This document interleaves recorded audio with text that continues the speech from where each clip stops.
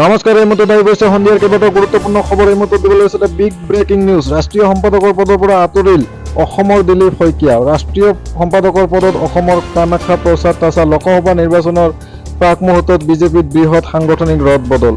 পৰৱৰ্তী খবৰটি হৈছে অহা এপ্ৰিল মাহৰ ভিতৰত অসম আৰক্ষীৰ সকলো খালী পদ পূৰণ কৰা হ'ব। মুখ্যমন্ত্ৰীয়ে এইবাৰ মন্তব্য কৰিছে অহা এপ্ৰিল মাহৰ ভিতৰত অসম আৰক্ষীৰ সকলো খালী পদ পূৰণ কৰা হ'ব, মুখ্যমন্ত্ৰীয়ে কৈছে। পৰৱৰ্তী খবৰটো হৈছে মহানগৰীৰ বৰ্ষাপাৰাত বিধ্বংসী অগ্নিকাণ্ড। ৰঙৰ গুদামত অগ্নিকাণ্ডৰ সূত্ৰপাত। 6খনকৈ অগ্নি নিৰ্বাপকৰ গাড়ী জুই নুমুৱাৰ চেষ্টা। গুদামটোৰ স্বত্বাধিকাৰীৰ নাম সদীপ গিৰি। বৰ্তমানো জানিব পৰা হোৱা নাই অগ্নিকাণ্ডৰ মূল কাৰণ। গুদামটোৰ স্বত্বাধিকাৰীৰ নাম আছিল সদীপ গিৰি। পৰৱৰ্তী খবৰটি হৈছে পৰেশ বৰুৱাক এসপ্তাহ অসমত থাকিবলৈ আহ্বান অসমৰ মুখ্যমন্ত্ৰী। পৰেশ বৰুৱাক এসপ্তাহ অসমত থাকিবলৈ আহ্বান কৰিছে অসমৰ মুখ্যমন্ত্ৰীয়ে। 8ম দিনটো তেওঁৰ ভাল লাগিব বুলি মন্তব্য কৰিলে অসমৰ মুখ্যমন্ত্ৰী হিমন্ত